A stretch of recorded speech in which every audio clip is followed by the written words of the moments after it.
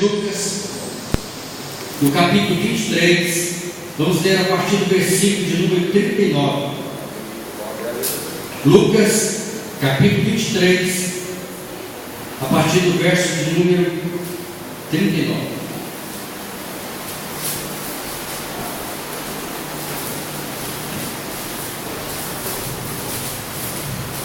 Todos encontraram? Amém. Então, Evangelho de Lucas 23, a partir do verso 39. E um dos malfeitores que estavam pendurados blasfemava dele, dizendo: se tu és o Cristo, salva-te a ti mesmo e a nós também. Respondendo, porém, o outro repreendia-o, dizendo: tu nem ainda temes a Deus, estando na mesma condenação, e nós, na verdade, com justiça, porque recebemos o que os nossos feitos mereciam, mas este nenhum mal fez. E disse a Jesus: Senhor, lembra-te de mim quando entrares no teu reino. E disse-lhe Jesus: em verdade te digo que hoje estarás comigo no paraíso. Amém? Esse é um texto maravilhoso, um texto que é muito pregado nas igrejas. Temos esses episódios nos filmes, todos os filmes acerca da vida de Jesus, nós vemos esse episódio. Mas essa noite queremos destacar um fato, queremos chamar a atenção dos irmãos para um fator muito importante, um fator bem interessante nesse episódio, é que esse ladrão, ele chamou a atenção de Jesus. E o tema da nossa palavra hoje é chamar a atenção do mestre de Nazaré. Amém? Quem quer chamar a atenção do mestre? Chamar a atenção do mestre de Nazaré para a sua vida. Nós precisamos chamar a atenção dele para as nossas vidas. Amém, irmãos? Os três homens que se encontravam no madeiro, no monte chamado Calvário, eles sabiam que a sua morte seria iminente. O Império Romano, representado ali por Pilatos, já havia decretado a morte desses homens. Eles já estavam pendurados na cruz. Ninguém os poderia tirar. Eles já estavam condenados a essa morte. E nesse último momento em que eles estavam ali, olhando um para o outro, vendo a condição um do outro, havia um deles que chamou a atenção. E um dos ladrões, olhando para Jesus, ele disse: você não ressuscitou os mortos? Você não abriu os olhos aos cegos? Você não curou os aleijados? Você é tão poderoso, eu ouvi falar tanto de você. Por que você não desce dessa cruz, se você tem tanto poder, e tire a nós também daqui?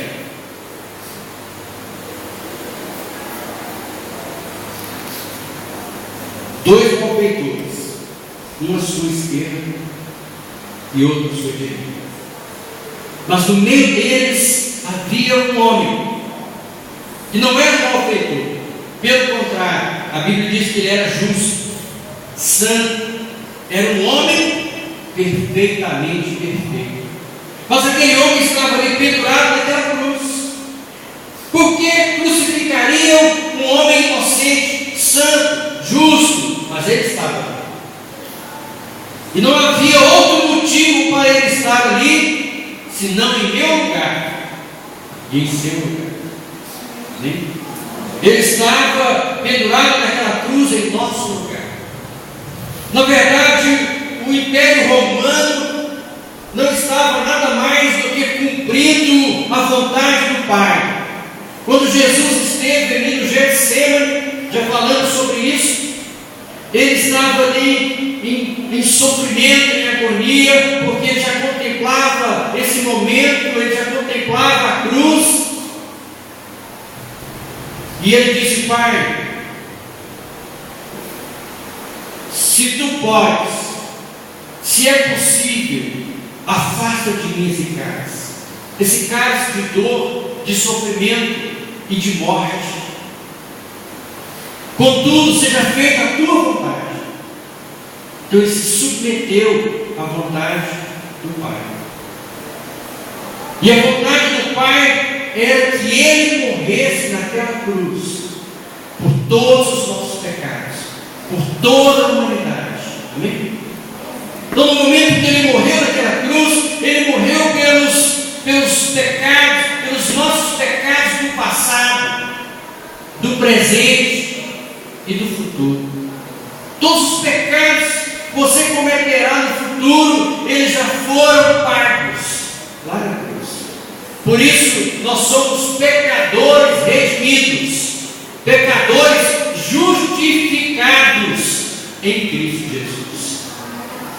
Não é que vamos deixar de pecar, continuaremos pecando. Embora a palavra nos exorte sempre que devemos evitar o pecado, evitar o mal, praticar a justiça, mas vez por outra caímos em tentação, vez por outra pecamos, nos vemos fracassando nessa área. E o Senhor, Ele veio para nos redimir.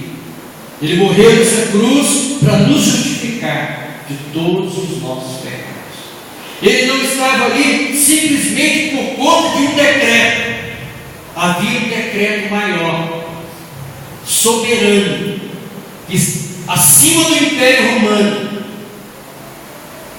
O decreto do Senhor do Universo, do El Shaddai, que em hebraico quer dizer o Deus Todo-Poderoso, havia baixado um decreto que o Filho deveria morrer na cruz, porque seria a única maneira de Deus salvar a humanidade, de Deus reconciliar o mundo com os céus. Seria a única maneira de Deus nos aproximar dele, seria através da pessoa maravilhosa de nosso Senhor Jesus Cristo, do Deus que se tornou homem, para que como homem perfeito pudesse morrer em nosso lugar. A lei dizia que o pecado só poderia ser justificado com sangue, e com sangue de um homem justo.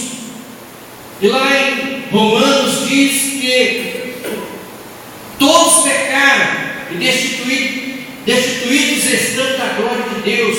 Não há um justo, não há nenhum sequer. Portanto, não havia nenhum homem justo capaz de morrer em lugar de toda a humanidade. Por isso, o Senhor precisou tomar a forma humana, tirar de Maria a humanidade para o seu Filho, para que ele, como homem perfeito, como homem e como Deus, pudesse morrer na cruz, em favor, em resgate de toda a humanidade. Amém? Ninguém gosta de falar sobre o assunto morte. Quem gosta de falar? Existem também aqueles que nem sequer leem mensagens ou revistas ou reportagens cujo teor evidencia a morte. Não é mesmo? Nós evitamos tocar nesse assunto. Quando alguém chega e bate a sua porta vendendo um plano funerário, o que você fala para ele? Vai no vizinho aí que ele está precisando. Ele está precisando mais do que eu. Ele já tem 90 anos. Se ele não tiver certeza que você vai fazer um plano, e você tenta se livrar disso, não é mesmo? Vai no vizinho. Passa a minha vez. Então, na verdade, nós não admitimos a nossa condição de mortais. Mas, querendo ou não, nós temos de nos preparar para ela. Amém? E aqueles homens na cruz, eles estavam se preparando para ela. Um se preparou padecer, tentando de todas as formas descer da cruz, e o outro estava se preparando, querendo, desejando, almejando ir para o paraíso. Então, você verifica que quando nós colocamos os nossos olhos nos céus, de lá vem o socorro, de lá vem a solução para as nossas vidas. Nós convivemos muito no mundo e com as coisas do mundo. Nós nos envolvemos muito com o mundo e as coisas que no mundo há. E por isso nós temos grande dificuldade de nos desprender do mundo. E achamos que viveremos eternamente no mundo. Isso não é verdade. Nós não viveremos eternamente no mundo. Nós temos, a palavra nos ensina que nós devemos viver no mundo como forasteiros, como peregrinos em terra estranha. Amém? A Bíblia diz que todos aqueles que receberam Jesus como seu Senhor, como seu Salvador, são peregrinos nesta terra. Não tem esta terra como a sua pátria, mas aspiram uma pátria permanente, uma pátria celestial. Então essa deve ser a nossa esperança, almejar a pátria celestial. Amém? Nós temos que viver de tal forma, porque se nós vivemos assim, nós chamaremos a atenção de Jesus para nós. Amém?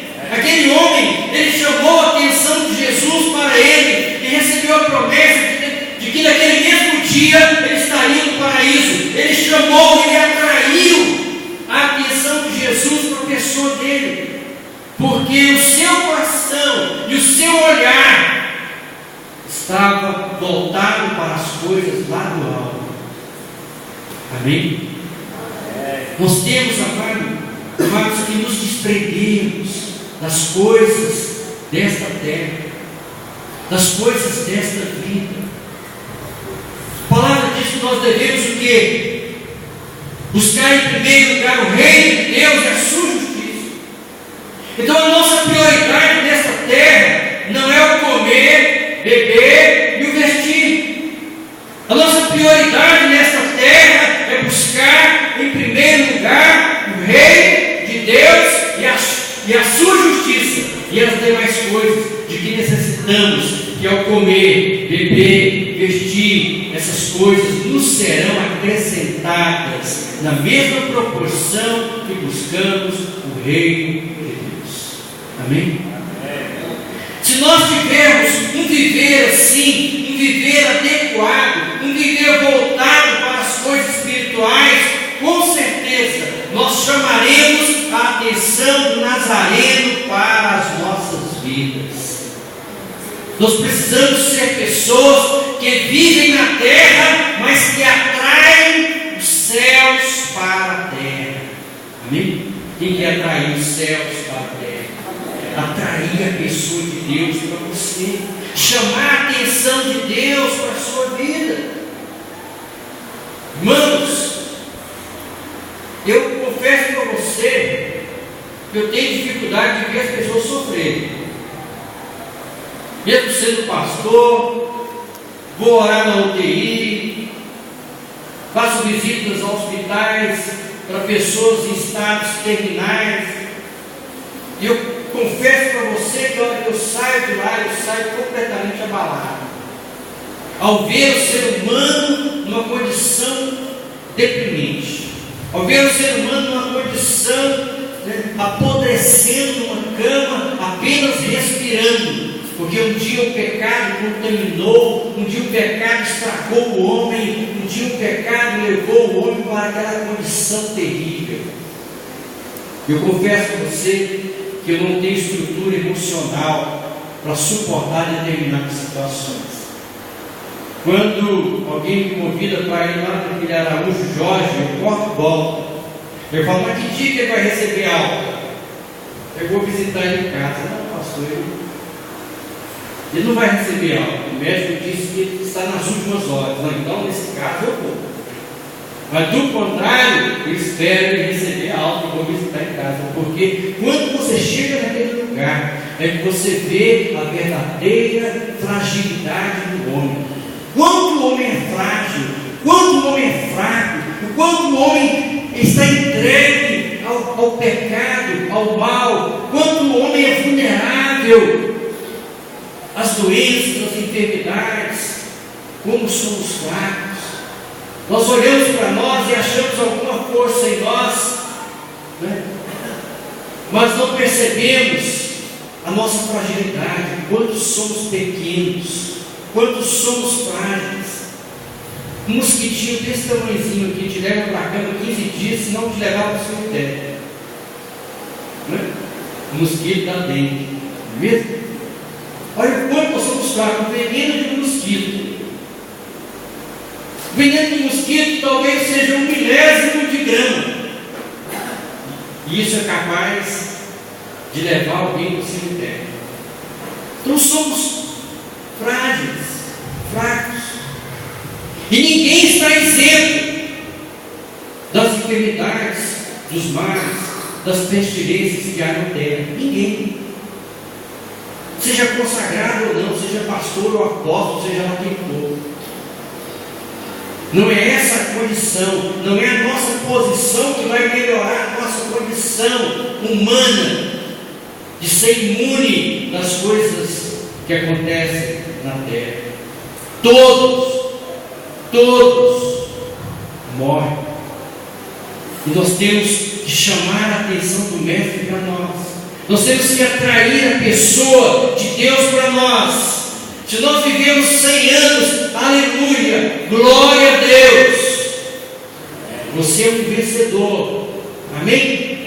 Mas se você viver 30 anos, você também é um vencedor, porque você adquiriu a vida eterna. A sua vida não se limitou apenas a esta terra. O apóstolo Paulo diz que se no nosso coração nós aspirarmos viver nesta terra como se fosse a nossa única vida, nós seríamos os mais miseráveis dos homens. Nós devemos aspirar a vida eterna. Nós devemos aspirar uma vida após a morte. E foi isso que Jesus veio nos oferecer. E foi isso que Jesus veio consumar na cruz.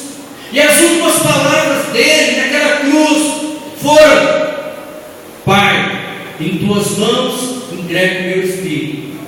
Tudo está consumado. O que esse tudo está consumado? Ele concluiu o plano de Deus para a nossa salvação. Essa palavra, tudo está consumado, se resume em dizer que Ele cumpriu, Ele completou o plano de Deus para a nossa salvação. Tudo está feito, e a nossa salvação está disponível a nós. E a palavra diz que para ser salvo basta invocar o nome do Senhor. Aquele que invocar o nome do Senhor será salvo.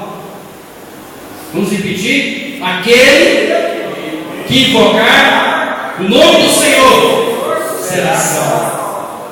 Meus irmãos, muitas vezes nós queremos estabelecer normas, preceitos, doutrinas, estatutos para reger a vida das pessoas, mas a palavra, ela resume a salvação em: aquele que invocar o nome do Senhor será salvo. Meus irmãos, aquele ladrão na cruz, ele reconheceu de maneira subjetiva, ele reconheceu os seus pecados. E ele, naquele momento em que reconheceram os seus pecados, ele reconheceu que Jesus era o Senhor.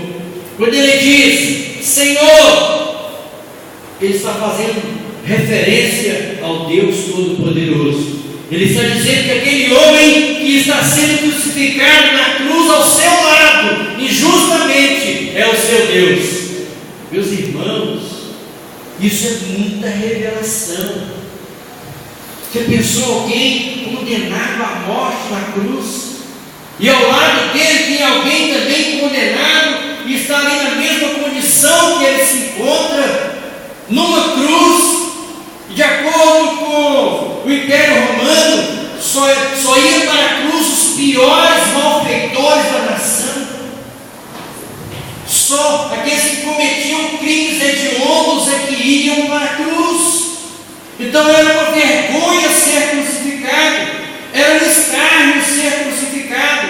E ali está um homem ao seu lado, crucificado, na mesma condição dele, crucificado, porém justo. E ele então diz para aquele homem: você é o meu Deus, você é o meu Senhor. E quando você entrar, Senhor, no teu reino, lembra-te de mim. Isso é muita revelação. Muita revelação. A palavra diz assim: e disse: Senhor, lembra-te de mim quando entrares no teu reino. Então ele inicia dizendo que Jesus é Senhor.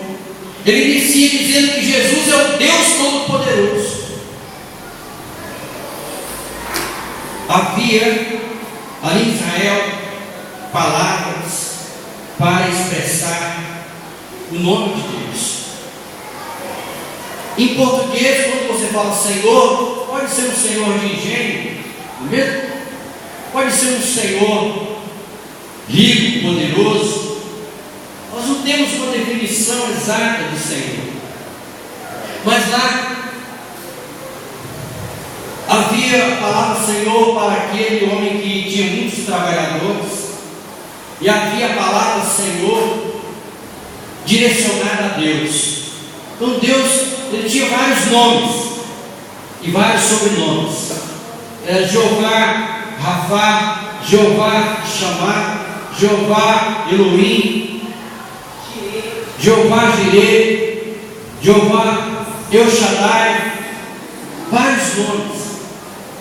E um dos nomes que Jesus pronuncia ali na cruz é Elohim, Elohim, por que me desamparaste? Ele está dizendo: Deus Altíssimo, Deus Altíssimo, por que me desamparaste?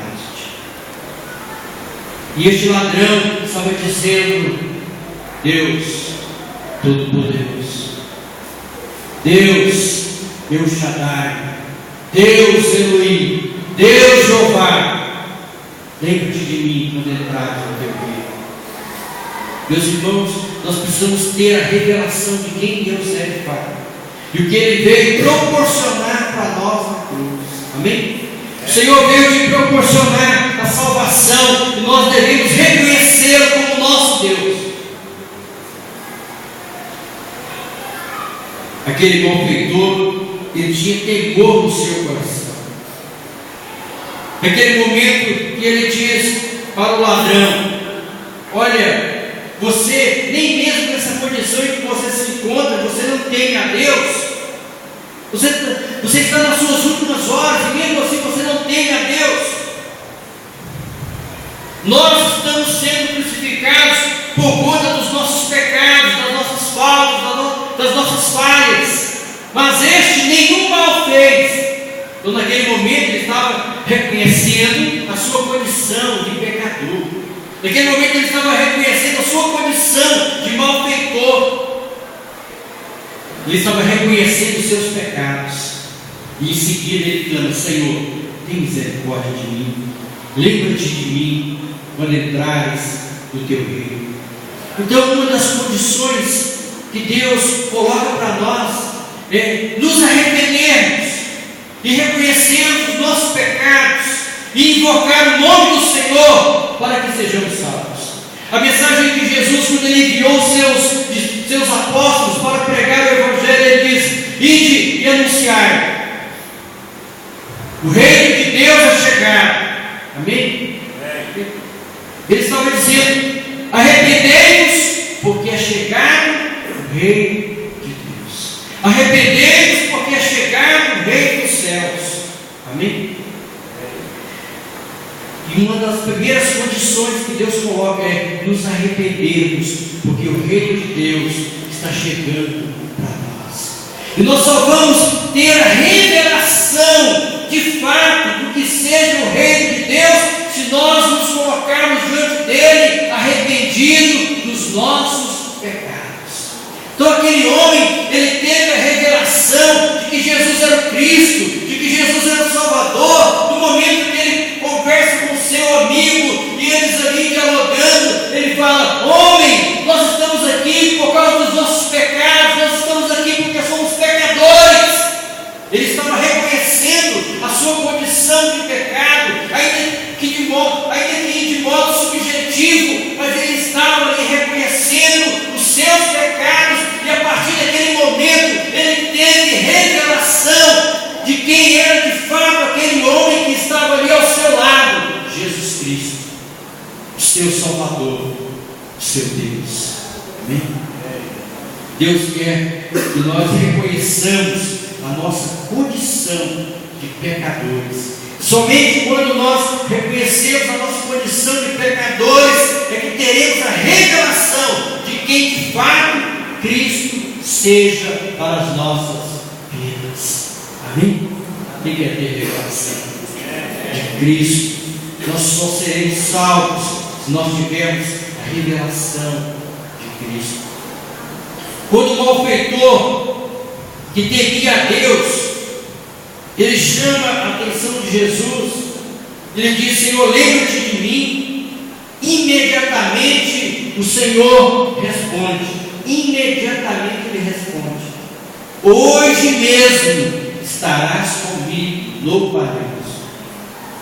O Senhor então, ele libera uma palavra de esperança, ele libera uma palavra de fé, de confiança, ele libera uma palavra que determina a condição daquele homem. Amém? A condição daquele homem agora não é a condição apenas de um malfeitor, não é a condição de um homem crucificado cumprindo um decreto do Império Romano, mas agora ele está na condição de um homem salvo, de um homem que vai entrar no paraíso com o seu Senhor, um homem privilegiado. E mesmo aquele homem recebendo essa palavra, e aquele outro ladrão vendo aquele diálogo entre Jesus e aquele homem que se converteram ali na cruz, aquele outro não se arrepende. Ele continua querendo descer da cruz, ele continua valorizando as coisas desta vida, ele continua valorizando esta terra, valorizando este mundo e as coisas que há neste mundo. Aí você vê a condição de dois corações, um voltado para a terra e outro voltado para o céu. E o Senhor pergunta a mim e a você: qual é a sua condição? Qual é a condição do seu coração?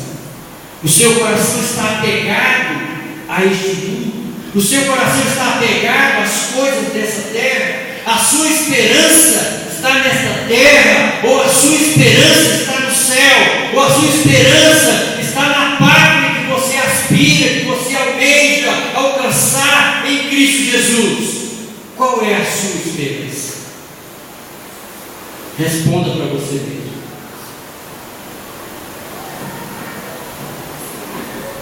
E assim que Jesus houve a condição, houve, assim, a partir daquele momento que Jesus responde e atende ao pedido daquele ladrão, daquele malfeitor, quando o Senhor reage dessa forma, é porque aquele ladrão traiu a pessoa de Jesus. Aquele homem atraiu o sentimento do Senhor, e ele usou de graça, de misericórdia para com ele.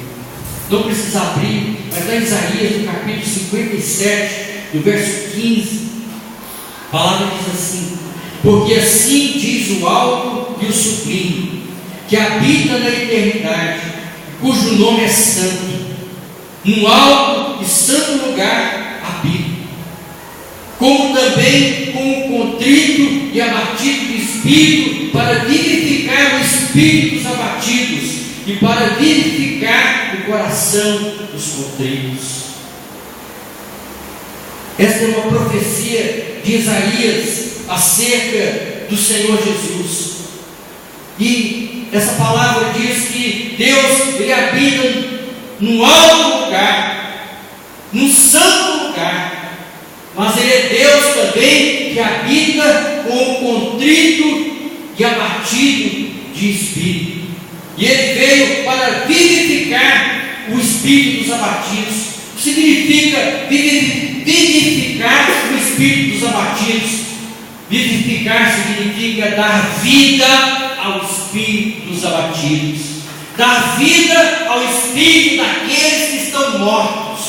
O pecado conseguiu anular a vida de Deus no nosso espírito, e nós então ficamos abatidos, e nós ficamos mortos em relação a Deus no nosso espírito. E então o Senhor veio para vivificar, para dar vida ao nosso espírito, para nos reconciliar com Deus, para trazer a vida de Deus para dentro do nosso espírito e reatar a nossa comunhão, o nosso relacionamento com Ele. Então isso é vivificar o nosso espírito. Amém? E a palavra diz que Ele veio também para vivificar o coração daqueles que estão contritos. Ele veio para dar vida àqueles que estão machucados, que estão feridos de alma, aqueles que receberam traumas na vida, aqueles que estão com os corações amargurados, aqueles que estão doentes, com o coração cheio de ódio, aqueles que têm adoecido o corpo, porque a alma está apodrecida com os piores sentimentos que um ser humano pode ter. E então Ele veio para dar vida ao coração do homem, Ele veio para dar vida à alma do homem, Ele veio para resolver o problema dos traumas, o problema das frustrações, o problema do abandono, o problema da rejeição. Ele veio para curar a alma do abatido, Ele veio para recuperar o nosso interior, para tirar toda a tristeza do nosso coração. Amém? Por isso diz que Ele veio aqui para vivificar, para dar vida ao coração dos abatidos, aqueles que estão abatidos na alma, doentes na alma, destruídos na alma, e por isso seu corpo está também doente, sofrendo. Os médicos dizem que 90% das doenças biológicas elas são psicossomáticas, quer dizer, a causa delas, motivo porque elas vieram a existir, veio da alma. É porque a alma está doente, é porque a alma está cheia de ódio, é porque a alma está cheia de rejeição, é porque a alma está cheia de rancor, é porque a alma está cheia de decepções, é porque a alma está cheia de frustrações. Então isso reflete sobre o corpo, adoecendo todo o nosso organismo. E Ele veio então para dar vida para o nosso espírito, e Ele veio para dar vida para a nossa alma, e Ele veio para curar o nosso corpo. Amém? Esse é o Deus que aquele ladrão teve revelação dele. Amém?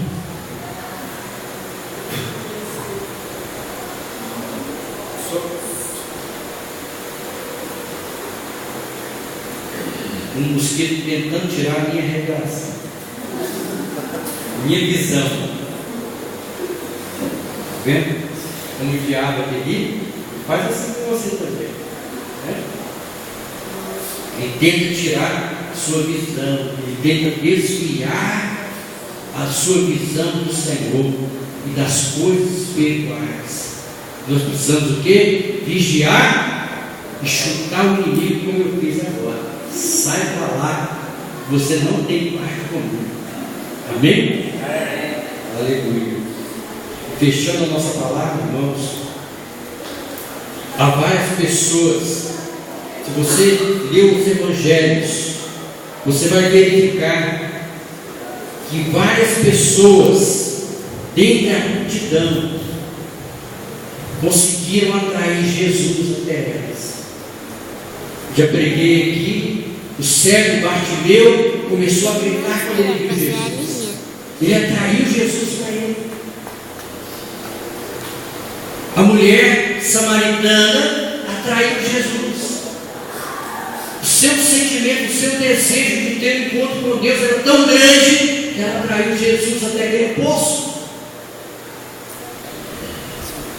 Aquela mulher que propôs tocar nas vestes de Jesus, ela teve um encontro com ele, ela chamou a atenção de Jesus. Jesus parou em meio à multidão e disse: alguém me tocou, porque saiu o poder de mim.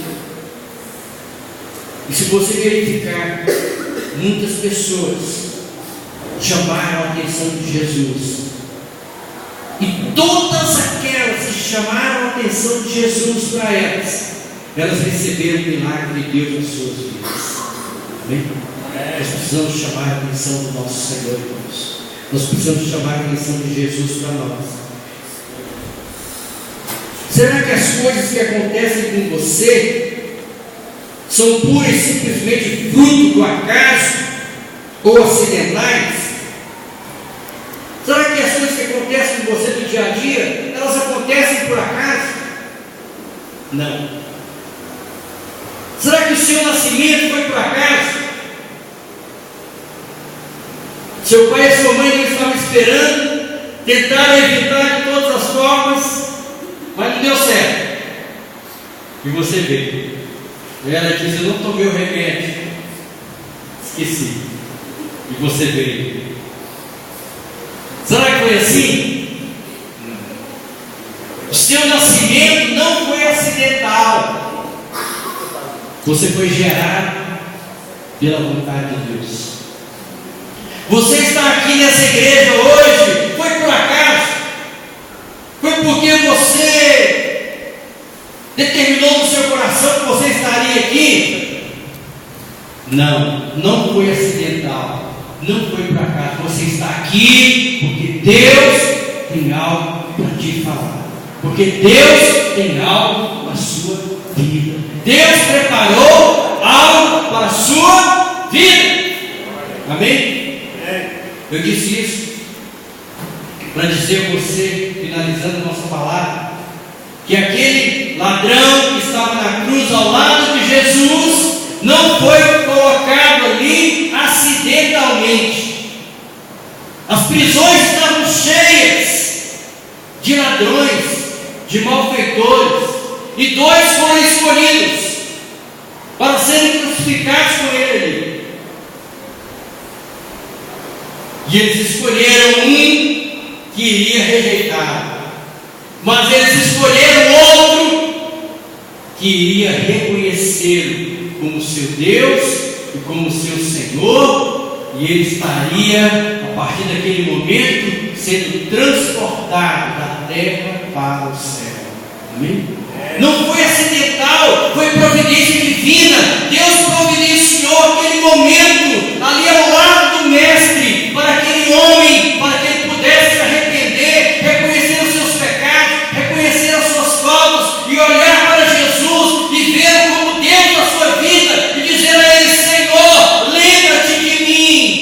Isso foi uma oportunidade que Deus deu àquele homem. Amém? Então o nosso Deus, Ele é um Deus de oportunidades. Ele é um Deus que nos proporciona oportunidades. Nós não podemos perder as oportunidades únicas que Deus nos proporciona. Vamos ficar de pé, amém?